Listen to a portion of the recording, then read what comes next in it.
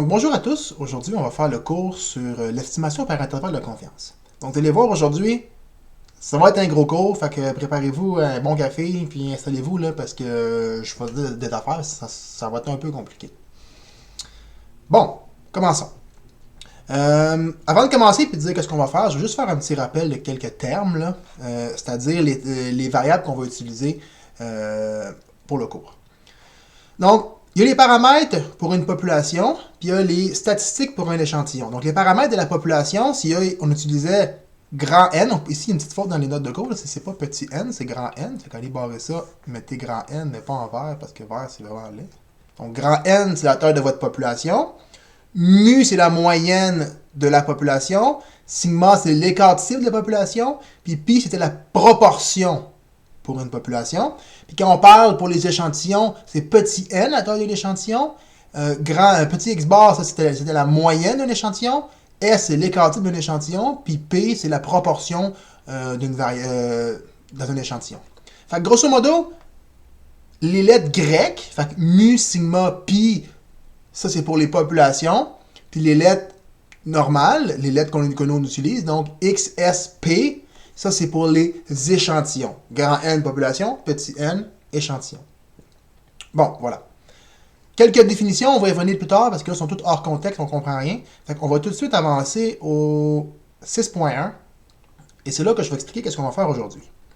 Donc là, enfin, le but aujourd'hui, c'est comment faire pour, à partir d'un échantillon, on va les faire pour estimer la moyenne d'une population. Donc, comment vraiment faire la vraie statistique, là, c'est aujourd'hui que ça se passe. Donc, la première façon d'aller estimer, qui est la plus facile, mais qui est vraiment la plus poche, c'est de faire ce qu'on appelle de l'estimation ponctuelle. Je vais donner un exemple.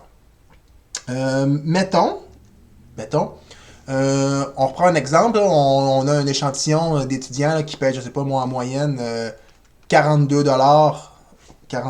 pour leur forfait de téléphone cellulaire. Donc, je ne sais pas, moi, je prends 50 étudiants, donc petit n est égal à 50. Puis, en moyenne, dans mon échantillon, mes étudiants payent 42 pour leur forfait de téléphone. On pourrait se demander, OK, parfait, en général, combien payent les jeunes pour le forfait de téléphone? La façon la plus standard de estimer la moyenne de la population, c'est-à-dire, si je fais un dessin là, pour vous montrer, j'ai un échantillon, j'ai une population. Je vais aller chercher un échantillon ici de taille 50. Puis je viens de le dire, ici à l'intérieur, j'ai une moyenne de 42 $ payés. Moi, ce que je voudrais faire, c'est avec mon X-bar de mon échantillon, aller estimer la moyenne de ma population mu. Puis là, ce que je m'en allais dire avant que je change d'idée, c'est que la façon la plus simple d'aller estimer mu, c'est de dire, ben si mon échantillon c'est 42, je vais dire aussi que ma moyenne c'est 42. Sincèrement, vous devriez être quand même proche. T'sais, au sens que si votre échantillon n'était pas assez bien choisi, ça devrait quand même se ressembler.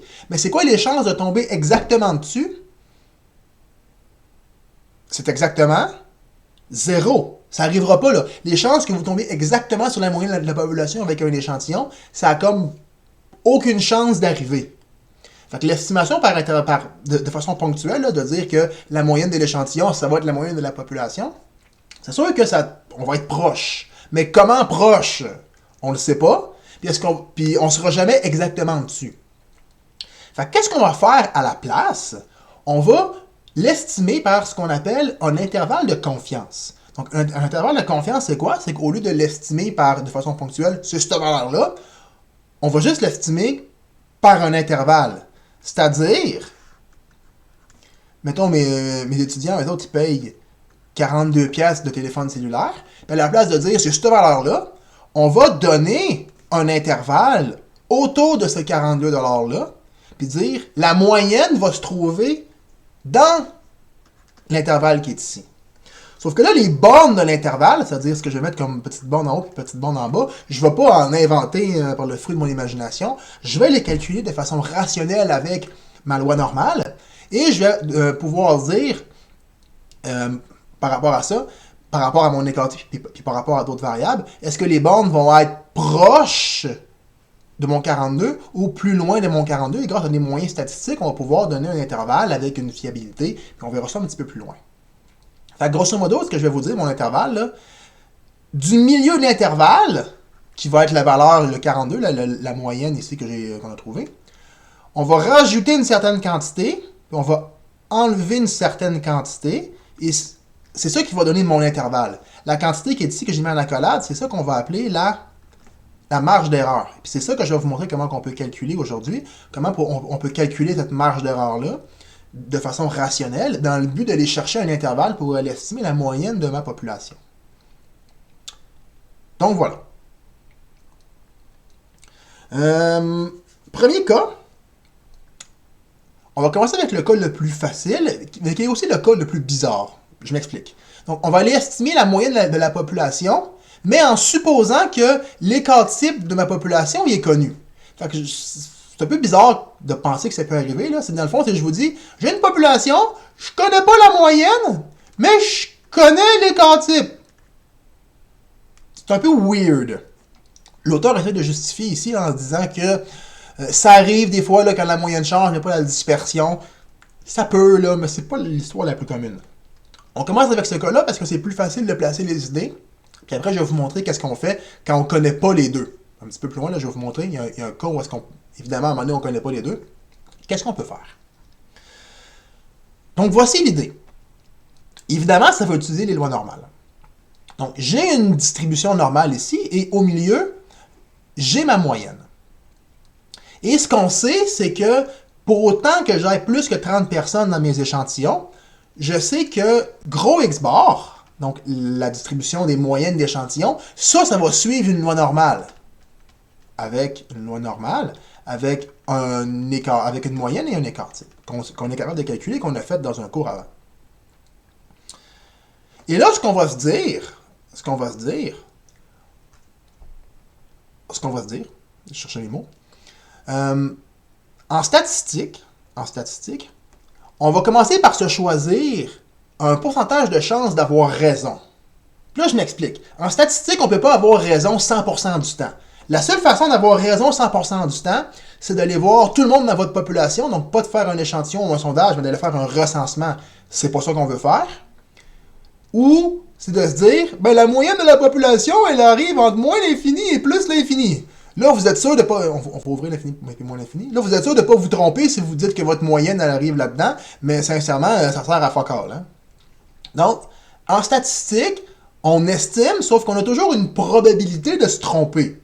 Donc, il faut définir c'est quoi cette probabilité-là de se tromper ou d'avoir raison. En général, on choisit en statistique d'avoir raison 95% du temps. Pourquoi exactement cette valeur-là? Il faut que ça soit une valeur quand même élevée, mais si c'est trop élevé, ça va créer d'autres problèmes qu'on verra plus loin, puis si c'est trop bas, mais là, on se trompe tout le temps, puis c'est pas bon. Fait en statistique, ce qui a été choisi pour pas trop de bonnes raisons, c'est, on choisit d'habitude d'avoir raison 95% du temps. Ça, c'est ce qu'on appelle le niveau de confiance. Donc, le niveau de confiance, c'est la probabilité d'avoir raison dans notre estimation, que notre estimation soit juste. Puis, en général, dans la vie, c'est 95% du temps, sauf dans certains cas, où je vais peut-être en changer un petit peu tantôt, mais d'habitude, là, c'est 95% du temps, et de toute façon, c'est spécifié dans la question quand vous allez avoir à la résoudre dans un examen, par exemple.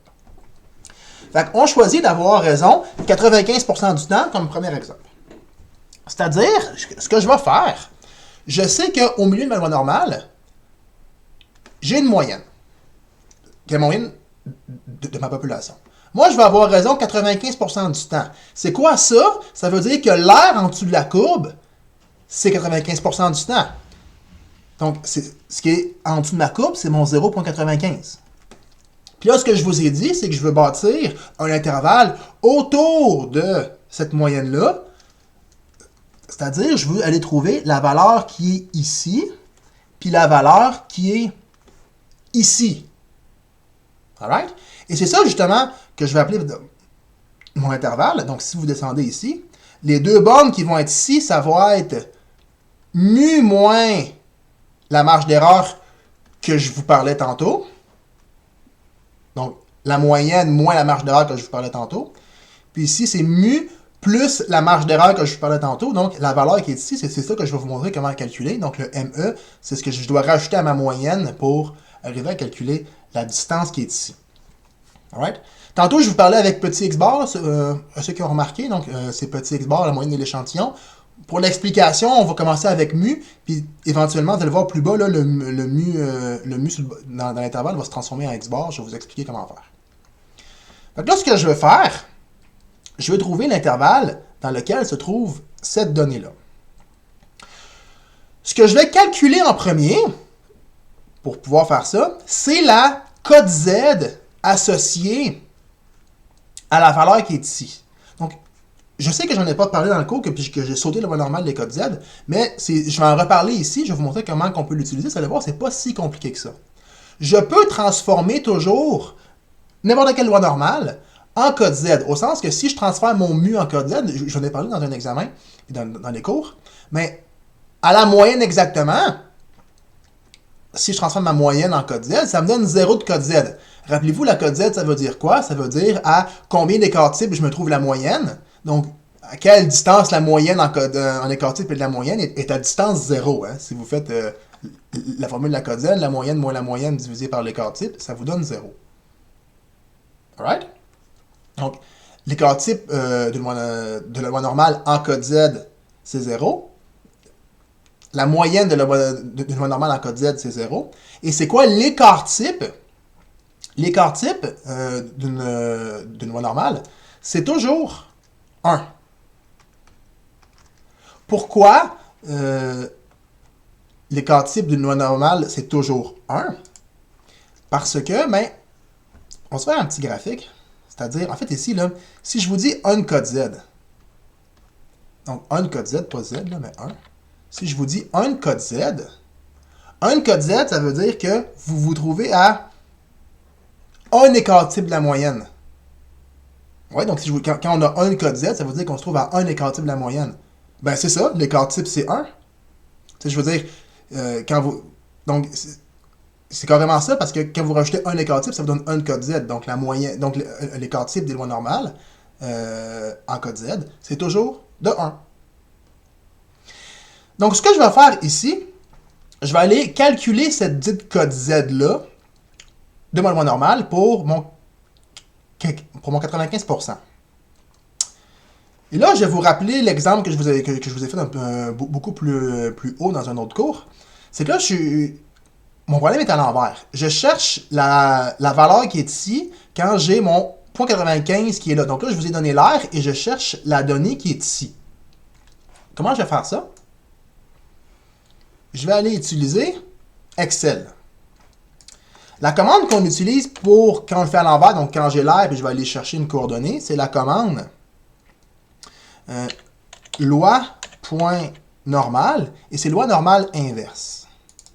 Et là, technique, on passe sur f de x. On doit inscrire l'air à gauche. Donc, si je vais aller chercher ma borne qui est ici, donc ma borne qui est ici, l'air à gauche, je vous ai dit qu'à l'intervalle, on va vouloir avoir 0.95. Si j'ai 0.95 ici, l'air à gauche, il faut que j'aille rajouter le petit air qui est ici. Donc, si j'ai 0.95 là, ça veut dire que j'ai 0.05 dans les deux petits bouts qui sont ici. Puisque ma loi normale est symétrique, ça veut dire que dans chacun des deux bouts, j'ai la moitié, donc 0.025, 0.025. Donc, au total, ici, j'ai combien? J'ai 0.975 d'air. Donc, je vais vous ramener ici la petite donnée. Donc, ma probabilité, c'est 0.975, c'est-à-dire l'air qui est complètement à gauche ici, incluant le petit bout qui est là. L'espérance, la moyenne, on avait dit que c'était 0 pour les codes Z. Puis l'écart type, c'est 1. Ce qui me donne 1.9599, et là, je vais le mettre à 2 décimales, parce qu'on utilise toujours 2 décimales dans ce cas-ci. Ça fait 1.96. C'est-à-dire,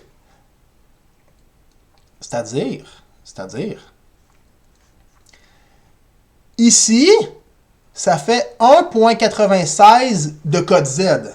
Donc, si vous prenez votre moyenne, que vous rajoutez 1.96 fois l'écart type, que vous le faites et en haut et en bas, vous allez avoir un intervalle dans lequel se trouve 95% de votre échantillon. Donc, c'est ça que je vous dis. Votre marge d'erreur, c'est quoi? C'est la cote Z, 1.96, et vous rajoutez l'écart type de votre distribution.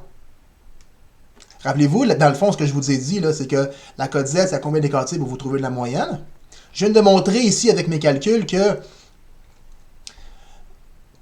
si je fais 1.96 de cote Z ici et là, j'ai 95% des gens qui sont ici. Donc, si je fais 1.96 fois l'écart type puis que je le rajoute à ma moyenne, je vais avoir 95% des gens qui se trouvent ici.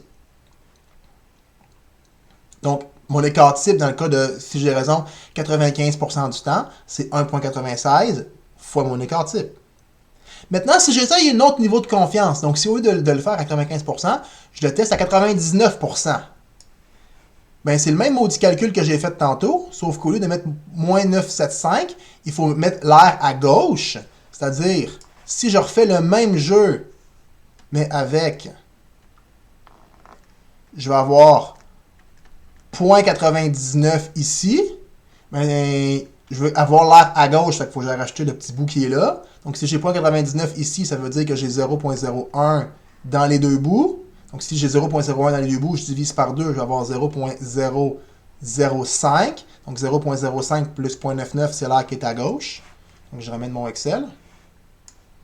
Ça me fait 0.995. Et là, j'arrive à 2.58. Donc, dans le cas de un niveau de confiance de 99%, j'ai 2.58 écart type.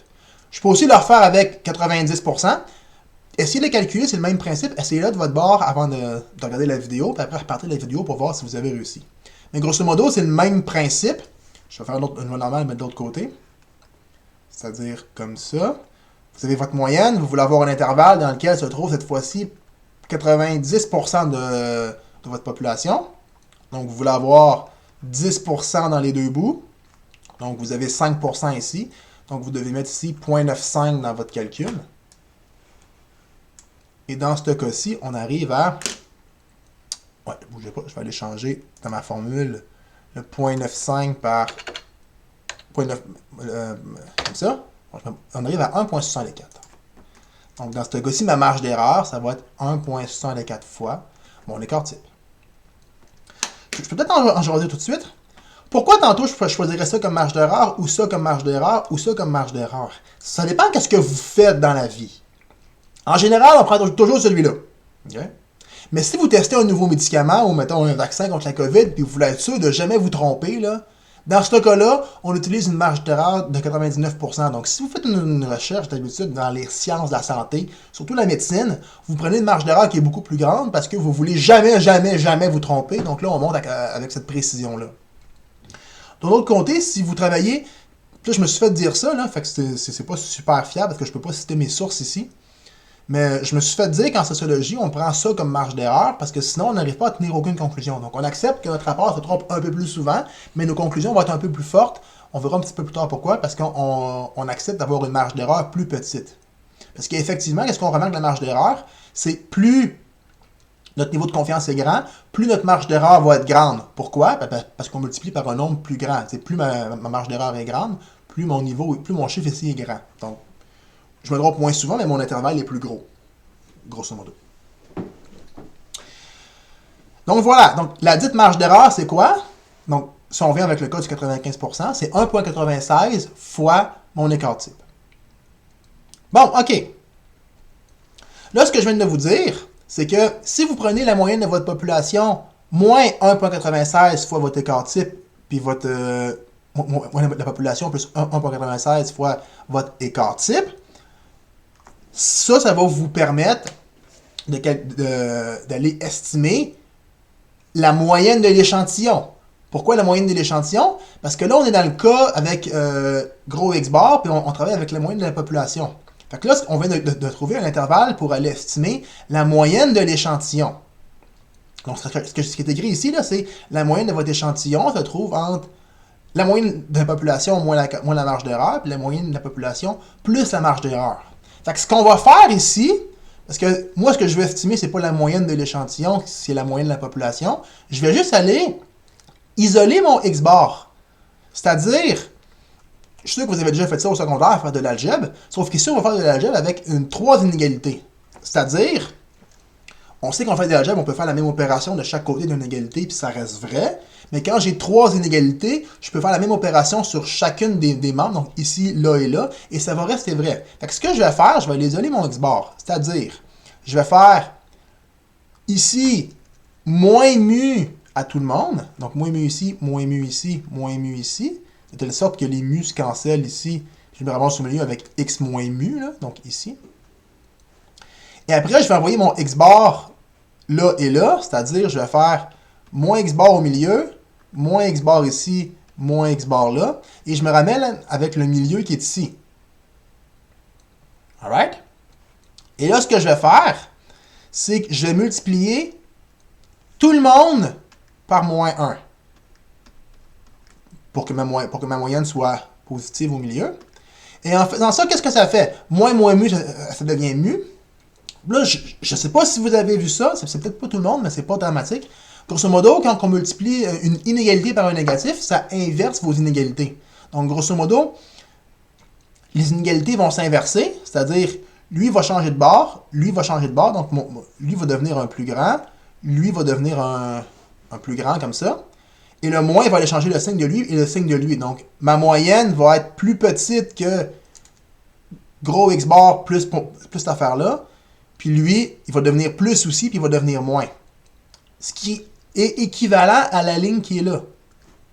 Donc là, qu'est-ce que j'ai fait? J'ai fait des petites passeports d'algèbre pour aller isoler mon x-bar jusqu'à mon mu. Si vous saignez du nez présentement, c'est pas grave, je ne vais pas demander ça dans l'examen, mais c'est comme ça ici qu'on peut justifier mon intervalle. Et là, qu'est-ce qu'on remarque? Si on fait la moyenne de l'échantillon, moins la quantité qui est ici, puis la moyenne de l'échantillon, plus ma marge d'erreur, bien, ça va estimer la moyenne de ma population avec 95% de niveau de confiance. Et si vous voulez changer votre marge d'erreur pour avoir raison 99% du temps, vous changez votre 1.96 par 2.58, puis bingo, c'est réglé. Si vous voulez avoir raison 90% du temps, vous changez votre 1.96 par 1.64 et ça vous donne votre nouvel intervalle. Et donc, c'est ça l'intervalle qu'on va utiliser ici pour pouvoir estimer la moyenne de ma population. Puis là, clairement, ici, là, il manque un 1.96. L'auteur, il devait être pas à jeun au niveau de l'alcool quand il a écrit ses notes de cours. Voilà. Donc, c'est l'intervalle qu'on va utiliser ici pour pouvoir estimer la moyenne d'une population. Alright? Donc, pour pouvoir passer à un intervalle de confiance, vous devez vérifier les conditions d'application. Ça, c'est votre théorème central limite. Donc, vous devez avoir essentiellement plus que 30 personnes.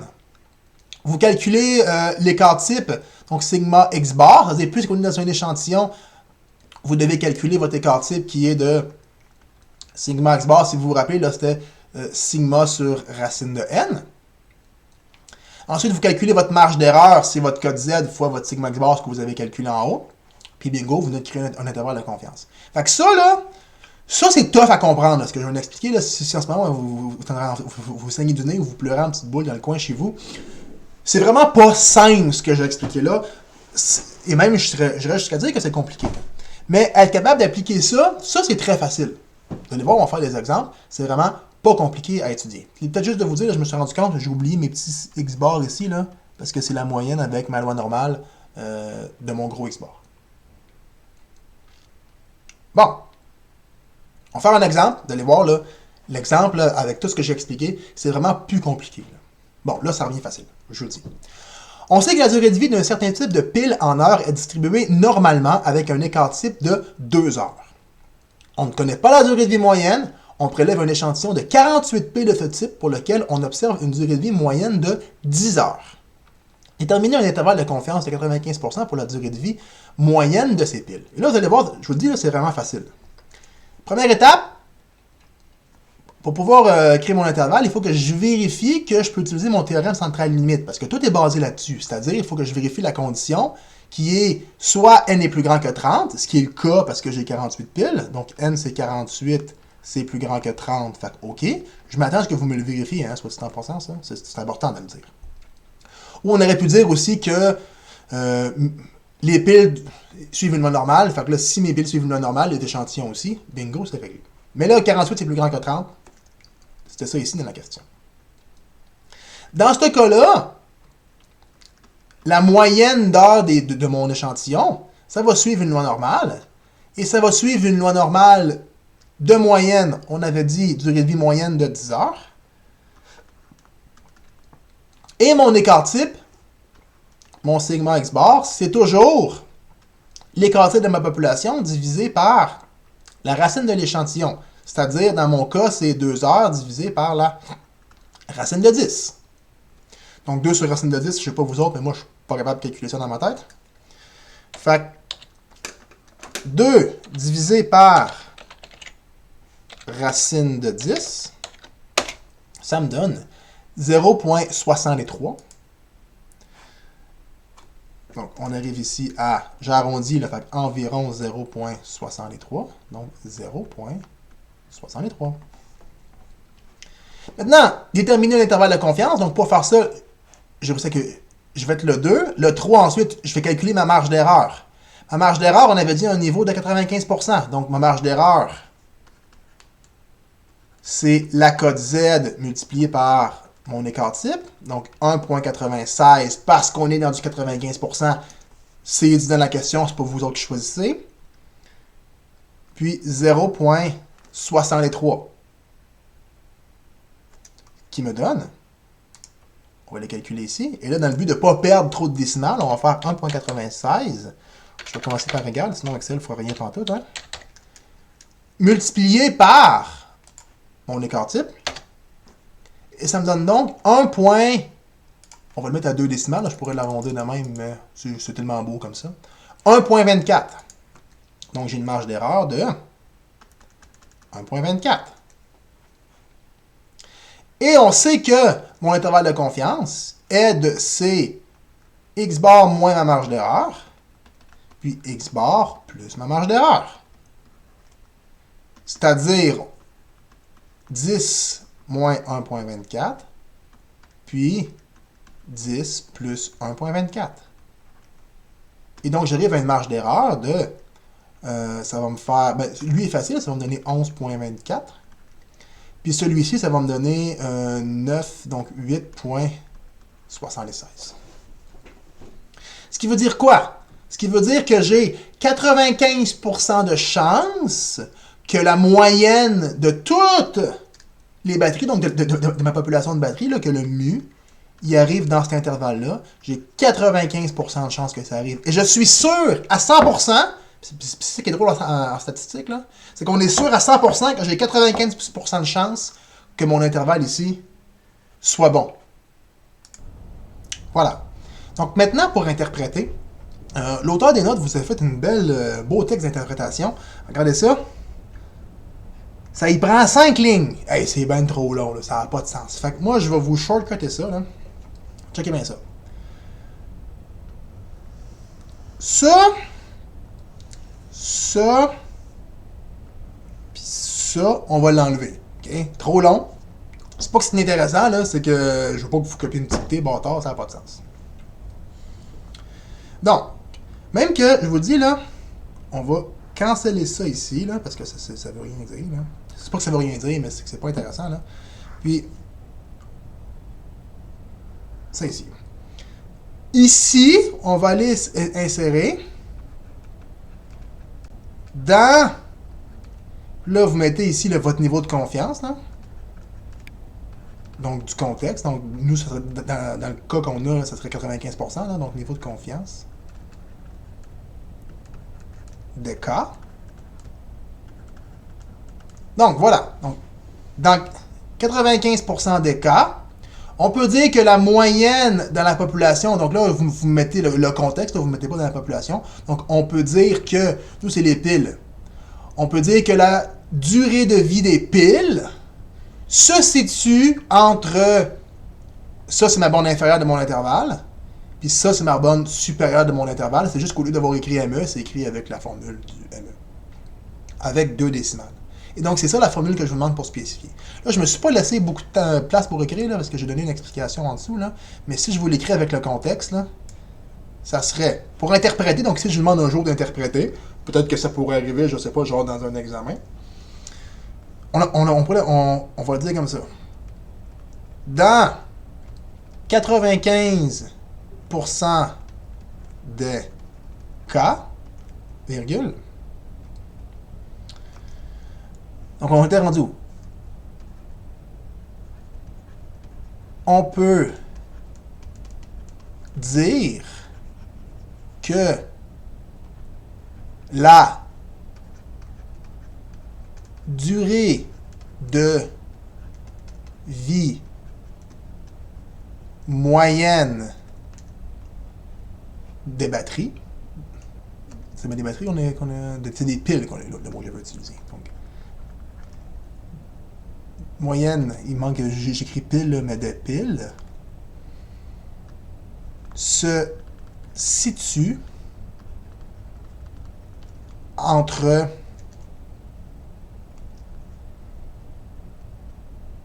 là, je vais l'écrire X bar, mais faites pas ça. Donnez les valeurs de l'intervalle, c'est-à-dire 8.76 et 11.24 heures, avec 2 décimales, hein, c'est spécifié. Et c'est comme ça qu'on peut calculer une intervalle de confiance. Donc j'ai encore beaucoup de choses à vous dire, mais la vidéo dure une demi-heure. Puis je pense que votre cerveau est en train de fondre présentement. Fait que je vais faire une deuxième vidéo, alright, que vous pourrez regarder quand vous voulez. Fait que ce que je vais faire, c'est que je vais aller modifier l'horaire sur le réseau, sur Internet. Là. Fait que je vais rajouter un code de plus pour faire la vidéo. Donc, avant d'aller commencer vos exercices, vous pouvez vous faire reposer le cerveau. Puis vous pourrez continuer la deuxième vidéo éventuellement quand vous aurez pris 2-3 cafés. Donc voilà, sur ce que je viens de dire, on va se voir à la prochaine vidéo. Lâchez pas, après ça, il ne restera plus beaucoup de cours. Fait que je vous dis à la prochaine vidéo. Bye!